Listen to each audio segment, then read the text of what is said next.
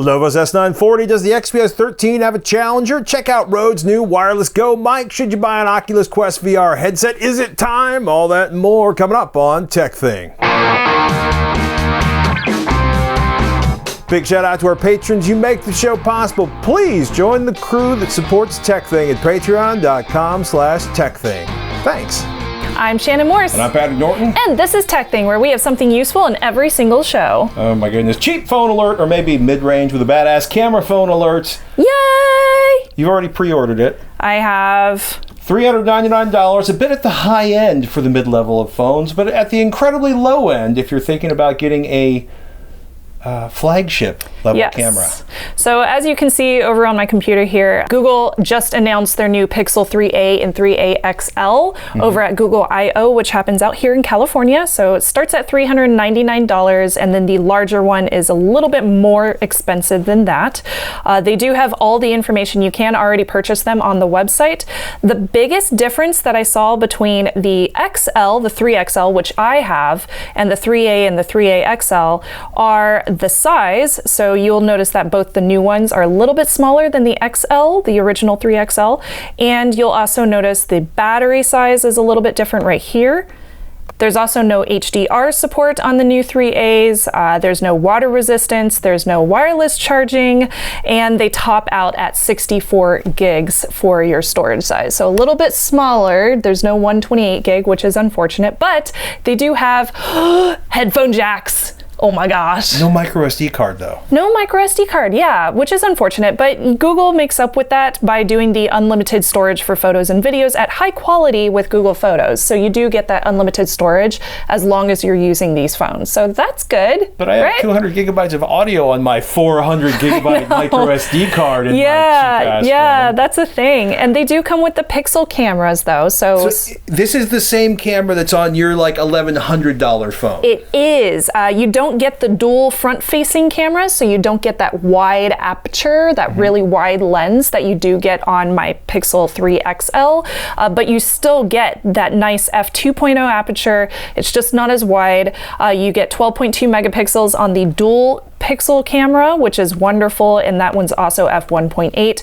So it does sound like you still get a lot of those nice perks. Night sight is included, portrait mode, and you can edit those too. So it sounds like a good deal at $400. So I did purchase one. I got the purple one. Shocked. I know. Shocked I am. Shocked, right? I know, right? So I'm really excited for it to come in. Let me see if I can find a picture for you because it's actually quite pretty. Quite purple? Quite purple. It's called Purple-ish. It has a lime green button on the side. My boy's bedroom is more purple than that. It's very pretty. That wall over there is more purple than that. So I will hopefully have this in next week for review, so I'll be able to compare it against the $1,000 Google phone as well, and I'll see how the camera works. I'm very excited to see if this is a possibility for me to use an external wireless mic to plug into it since it has a headphone jack. I think that would be really cool. So we're gonna see how it works. I'm excited. Lenovo's IdeaPad S940 got a ton of press back at CES 2019. Gorgeous, gorgeous, gorgeous. It felt so nice to touch. A contoured 13.9-inch Gorilla Glass display, wraparound rounded glass, not unlike some expensive cell phones out there, with a thin bezel that mates pretty cleanly to the aluminum shell. A tiny bump, aka the reverse notch, that contains the webcam and kind of works as a little spot for your thumb. It's pretty. Opening the lid easier. It's aesthetic. Yes, to use one of your favorite it's very words. Aesthetic. It feels really lovely, and much like the latest Dell XPS 13 that was announced back at CES, there is no nostril cam. Hallelujah. That's notch. But, well, the reverse notch. Because it's not into the screen, it's above the screen. That screen, though, is really gorgeous. The one we got to check out from Lenovo is a 500-nit 4K HDR VESA 400. That's the one that's currently available. We expect a 1080p Dolby Vision HDR model to ship later this year for a bit less cash and a lot more battery life. So the model we tested packed an 8th gen Core i7-8565U processor. That's 1.8 gigahertz up for, in theory, 4.6 gigahertz with turbo boost, 8 megabytes of cache, 16 gigabytes of RAM, and a fat 1 terabyte PCI Express NVMe SSD. Not bad. If you love USB-C, this is your laptop. 2 USB-C Thunderbolt 3 ports along with a regular USB-C port and a headphone jack. If you don't own USB-C cables, you're going shopping. There are no USB-A ports on this beast, nor is there an SD card slot, something that drives us nuts here on TekThing, but doesn't seem to bother a lot of people buying laptops out in the world. It's just us podcasters. It's just We're the only ones. And photography enthusiasts. Yes. And videographers. Like just about every other Core i5 or Core i7 laptop we've touched in the past few years, day-to-day computing performance is just there. No problem. It wasn't until we pushed the S940 by encoding a video file in Handbrake that we saw any sort of performance question marks. It was significantly slower than a previous gen Core i7 Dell XPS 13.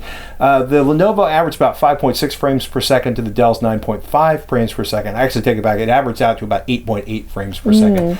That's about an hour's difference in render time. So the Dell was looking at about 1 hour and 38 minutes. The Lenovo S940 was looking at about 2 hours and 30 minutes. Now this is not, you know, this is a creative light laptop, right? You can still do it. Yeah, and those numbers are for a really brutal video render on like a 3 gigabyte file. Most people aren't going to be doing that kind of stuff on an ultra portable like this, but it does give you an idea. I'm curious about the thermals because when you look at the fans inside of there, they're very twee because this is a 0.48 inch thick or 12.2 millimeter thick laptop. Right. So partially I wonder about the thermals on the internal cooling or whether or not there are firmware updates that might give you a little bit more performance.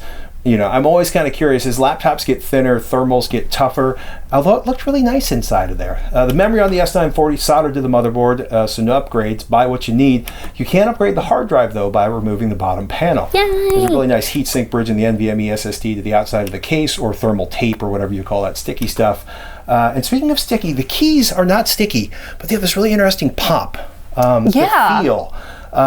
A fairly firm response. It feels different from most ultra portables we've tested. It feels different. I feel it feels different to my fingers from most Lenovo keyboards. I liked it. Typing felt good. But it is a very distinctive profile in terms of the pressure and the distance on that. In any case, typing felt good. Trackpad is as good as any other luxury laptop we've used. Front-facing Dolby Atmos speakers promise audio that seemingly flows all around you. Yay! Yeah, she gets excited about laptop speakers. I put on my headphones almost always when I'm using a laptop. It's true. Yeah, it is what it is. I mean, no matter how good the laptop speakers are, they still suck so badly compared to my headphones. It's true. But if you're sharing a video on YouTube, yes, they got it covered. I don't know if I feel like I was enveloped with sound, but certainly it felt larger than the laptop. Like you'd expect from any laptop targeting Dell's XPS, this is light and fairly thin, 2.6 pounds, 12.57 by 7.77 by 0.48 inches, 16 by 9, 13.9 inch screen. So kind of it's thin. Yeah, and not the 3.2 thing or 4.3 thing we've seen on a lot of laptops lately. 802.11ac, 2x2, Bluetooth 5.0, webcam is 720 HD and IR. It is lacking the shutter cover we've seen on Lenovo's ThinkPads, but they are promising to darken your screen when you step away using the Glance software. That's interesting. It is interesting. Actually, I was just saying that what's kind of crazy about the Glance stuff is that it's supposed to shift between your laptop screen and a desktop. I didn't get too deep into that because I really have never run into a situation where I would actually be switching between, you know what? Maybe for next week. I was just like, yeah, I don't need my eyeballs to track, to move my content to my. If I'm using the desktop, it's too much. I got my desktop. I don't know. There are no 1080p models of this IdeaPad currently, and the models that are available now are Core i7 and priced in the $1,800 to $2,000 range. They're pretty much all 4K versions. These are not cheap, but like I said before, it looks and it feels amazing. This is not a machine you want to render a ton of video on or compile all the code, but then again, that's what they have big, giant creator laptops or gaming laptops for. Ta-da! Like this one. I was also surprised compared to that last generation Dell XPS 13 we ran it against that the performance was so slow by comparison. Lenovo says 9 hours of battery life with the 4K screen. That bumps up to 15 hours for the 1080p version. Wow. Yeah, that's huge. Yeah, we've seen this before where like the more pixels you have, the brighter the monitor is. I like hint, running the screen at 500 nits, i.e. all the way up, is going to suck battery life down through the floor. Good to know. I like it. I'm curious to see how it feels in 2 or 3 months. I'm curious me to see what too. firmware updates are out there, because we've also seen a ton of firmware updates. If you haven't checked your laptop manufacturer, just for fun, see if they've done any updates, because Dell, for example, did a metric ton of updates recently, and I've heard about those coming from some other manufacturers out there. So are you going to keep testing it for the next couple of weeks? I'll keep testing it for a couple of. I want to play around with the glance stuff. Yeah.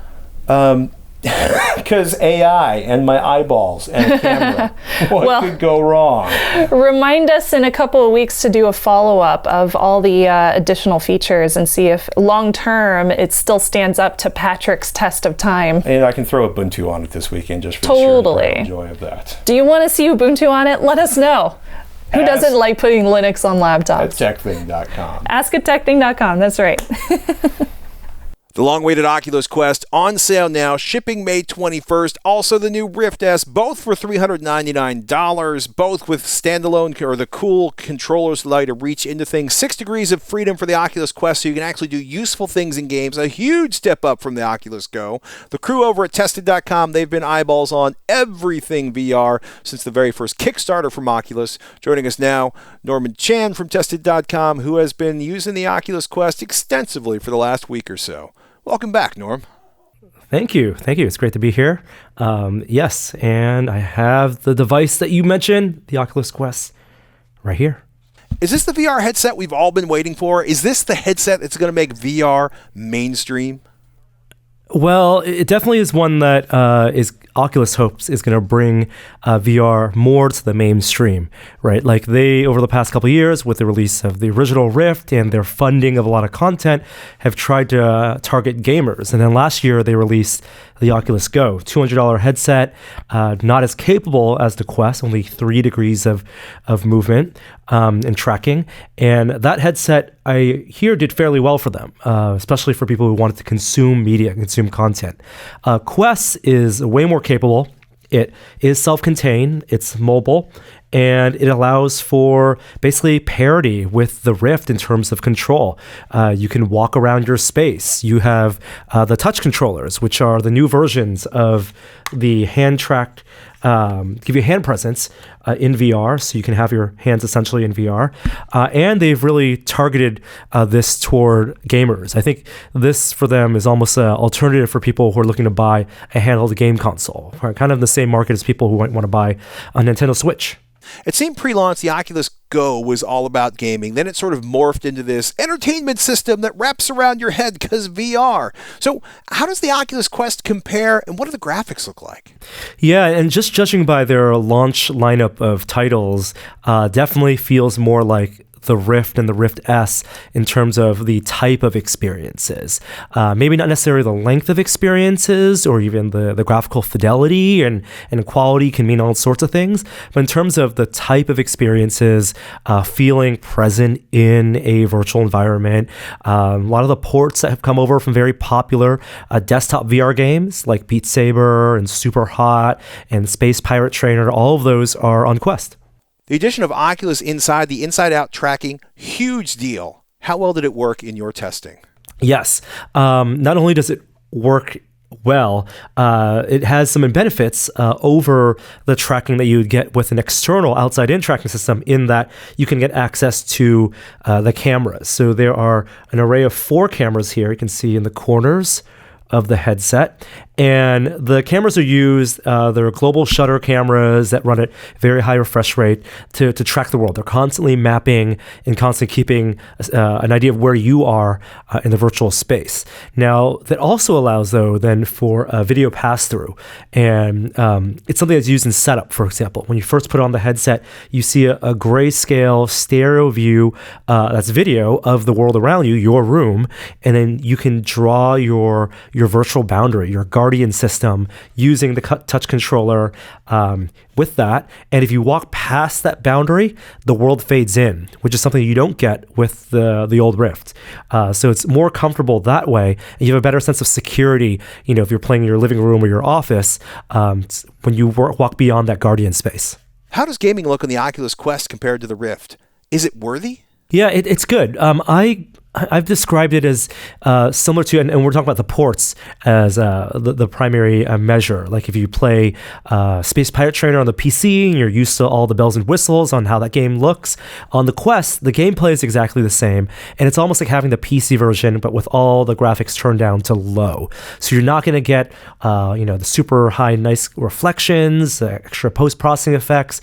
Textures look a little more muted. The display quality is great here. They're OLED panels on this. But it is to maintain that refresh rate. They need to have a 72 hertz display, so 72 frame per second minimum as a base for all the experiences.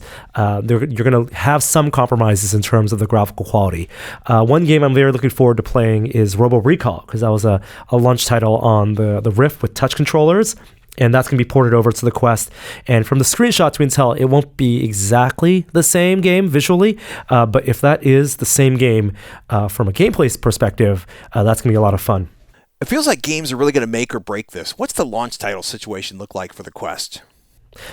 I think they have a really solid launch lineup, especially for people who've never been in VR. If people have been waiting, they don't have a $1,500 gaming PC and they, Go wasn't for them because they didn't have all the games they wanted. If this is going to be their first VR headset, then the launch lineup, which has, like I said, a bunch of ports, a lot of stuff, and also some exclusive stuff like the partnership with ILM Lab, Vader Immortal, it's going to be really solid.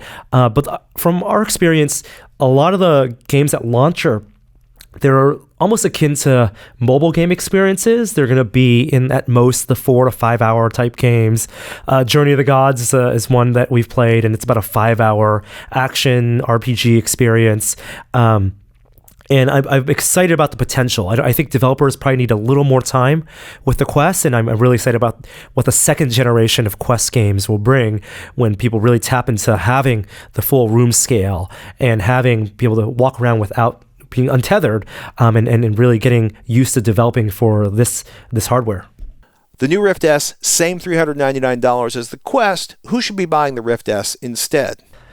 I think it really depends on what type of gamer you are, right? I think if you have a really nice gaming PC and you're really into playing long, graphically rich games, the desktop side is a really good way to go because there's a whole library of great games that you get access to both on the Oculus Store and also in the Steam VR Store. Oculus has funded games like Lone Echo, and you got Lone Echo 2 coming out. You got an upcoming Insomniac game, Stormland. There's a big kind of a mythical game coming out too that's supposed to be in the 20 and 30 hour. Those aren't experiences that you're going to get on a mobile device. But if this is your first VR headset and you don't want to invest in a gaming PC and maybe you want to share it with your family and you maybe have played Beat Saber, the Quest is probably the right way to go because you're going to probably get more out of that in the short term, and it's going to be a bigger jump from zero. For somebody that's just bought a Quest, what are your fave titles right now? I think Beat Saber is a big favorite one. It's an easy gateway one. When it launches, a vacation simulator or job simulator from the Alchemy Labs, that's been a classic. Personally, I like table tennis. There's a Racket Fury, which I've been playing a lot, and it is cross-platform between the desktop Rift and the mobile Quest side, and just being untethered. I've been enjoying sports scramble, just playing tennis, playing ping pong, not having to worry about where this cable is on the Quest. That's where I think people are going to find the big difference. And so, my recommendation goes out to Racket Fury. What's coming up on Tested.com?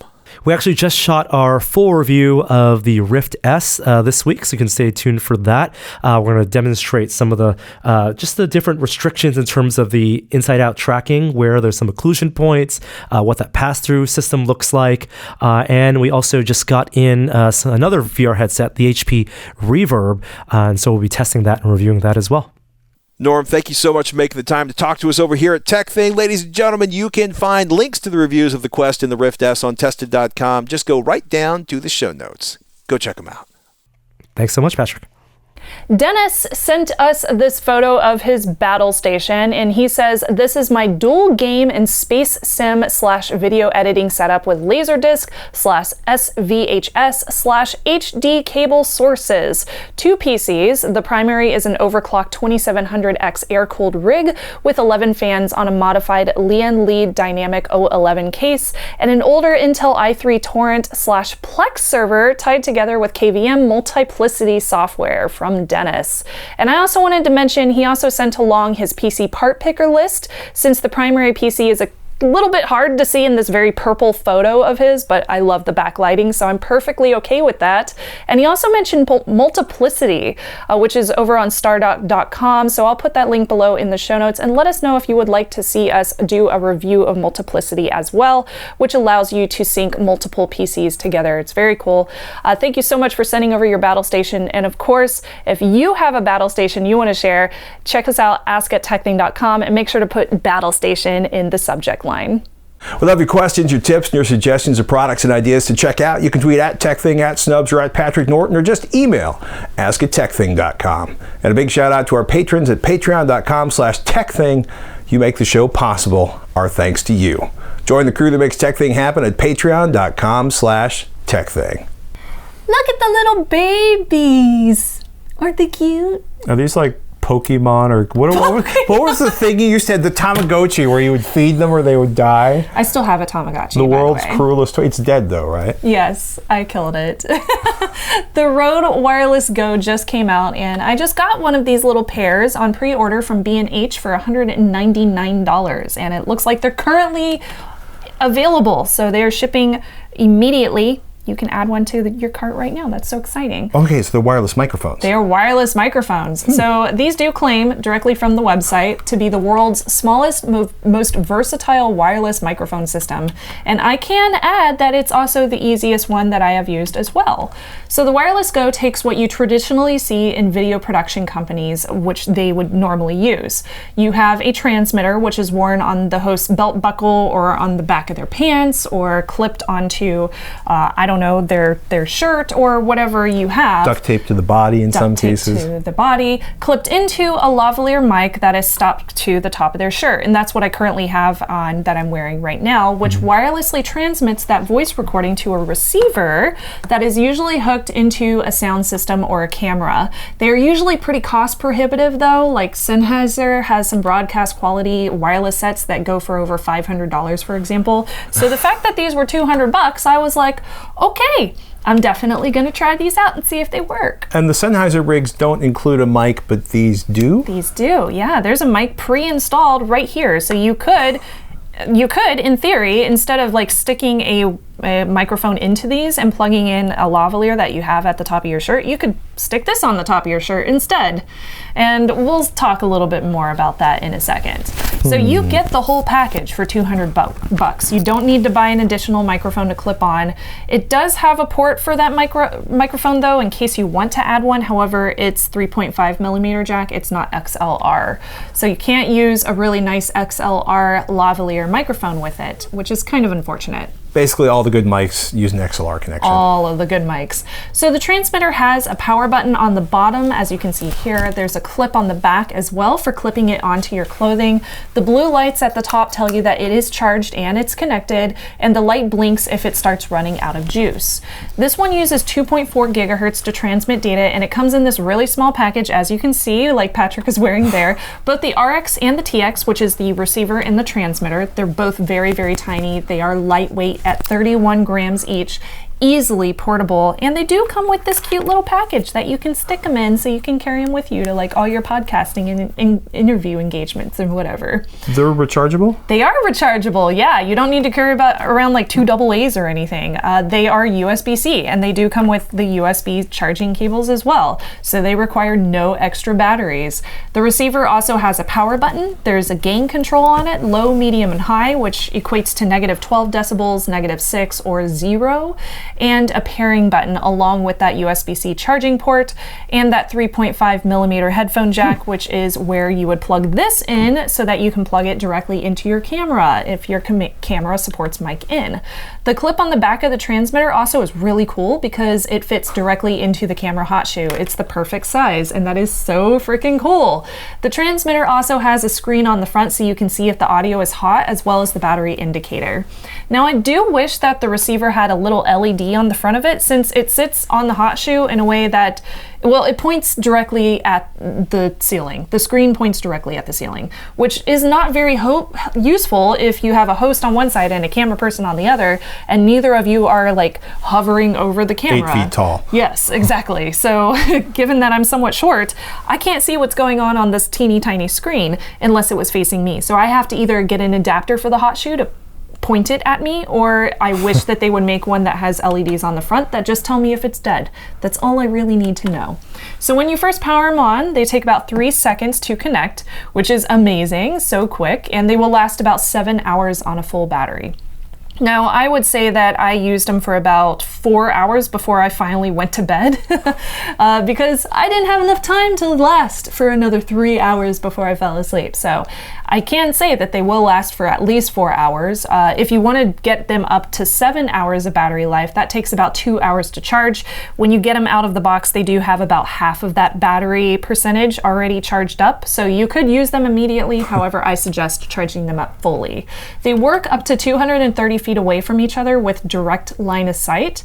And while I certainly do not have that much space to test them in, I was able to get about 50 feet away from the receiver on one end, and then the transceiver being on my side, or the transmitter being on my side. That's a pretty healthy distance. That's a very healthy distance, yeah. And it's better than Bluetooth. Bluetooth the range is usually about 30 feet. So you get quite a lot more with 2.4 gigahertz on these wireless mics.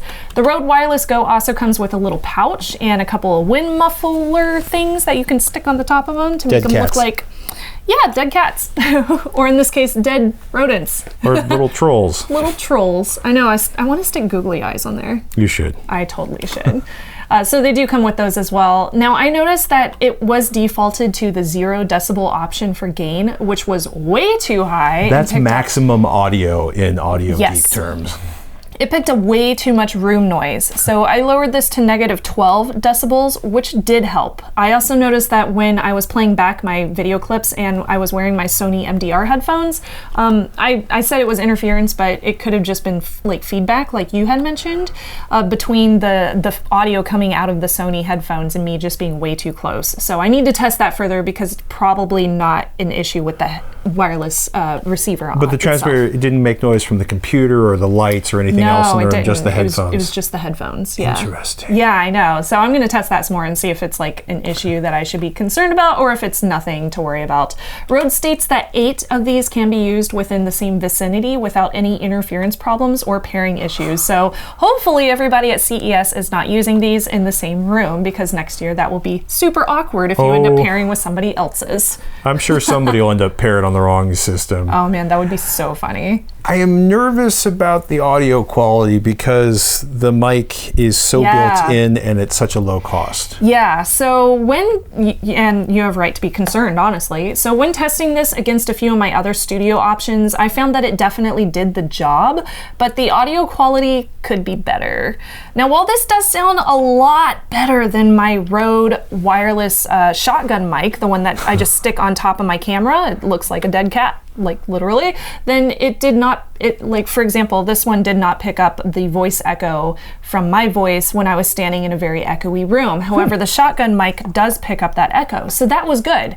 It also was not as crystal clear as, say, my Zoom H4n with an Audio-Technica microphone, or the Sennheisers, which we usually used in the old studio, but both of those are way, way more costly, like several $100s more expensive. Like, well, this mic plus an H4n end recorder, a Zoom recorder, would be about $470. Yeah, exactly.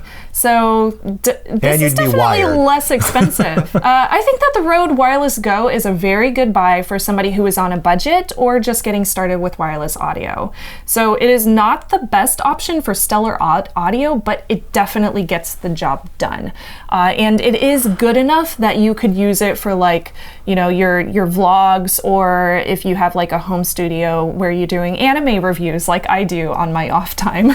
So I'll probably use it in those kind of general places. There's nothing like this that's wireless at this price point. There's nothing at $200. And it's good enough until you decide it's not good enough. Yeah, exactly. I'm a perfectionist and I come from like Sennheiser life. So for me, I'm like, ooh, I don't know about this. Like they're not as crystal clear. But at the same time, I'm like, but they're $200, and is anybody actually going to care that much when they listen to them? I don't know. Like, so I'm going to test them on my vlogs, and maybe even with like a Pixel 3a, and plug this directly into the headphone jack on the phone. What's your favorite vlog to promote right now? I'm going to Disneyland shortly, so I'll be vlogging there. Where? What vlog? Whoa. What is the channel? Oh. Or the website? YouTube.com/Shannon Morse. That's where I put my vlogs. There you go. I thought you meant, well, where like No. actual location. No. Disneyland. We'll be right back. And remember, once in a while, put down the phone, step away from the screen, close the laptop, and do something analog like Ken, who writes, here's an analog pic, sort of, on Saturday, April 27th. 2 cooling towers at the now shut down Brayton Point Power Plant in Somerset, Massachusetts were imploded. This set a world record for the biggest cooling tower implosions. I got up at 5 a.m. to get a spot. The action was at 8 a.m. sharp. I took my Phantom 3 Prone drone up to get an aerial video in 4K 60 frames per second of the event. The concrete will be crushed on site and will be used to build a staging area and assembly area for wind turbine production. Just thought it was super cool, and even though I was digital with my drone, watching it was analog, right? Ken. Watching it is totally analog, and my goodness, that was epic. Anytime you get up at dark 30 to go watch something get blown up, blowing things up is purely analog. It's really lovely to watch. I don't know why, but it's kind of oddly satisfying. It's the way they make everything land on itself. Yeah. That always fascinates me. It's cool. So if you want to send us an analog pic, email them, ask@tektthing.com. I'm Patrick Norton. I'm Shannon Morse. We'll see you next week on TekThing.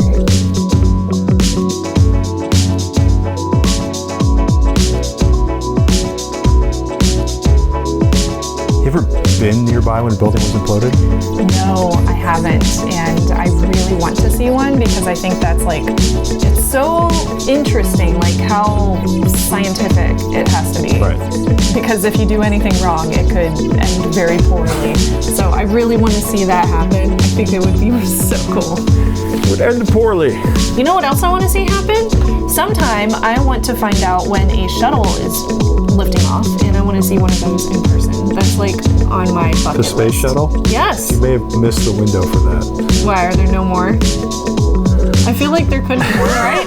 You would like to see a space shuttle-like object get launched into space. Yeah, it could be a rocket. That's fine. I don't care. It's been funny, like every time I think of them as Elon's rocket, every time one of Elon's rockets goes up, the boys are like, and they watch the landing. Oh. And this time they landed like all 3 pieces. Wow. I feel like I want to double check the YouTube video.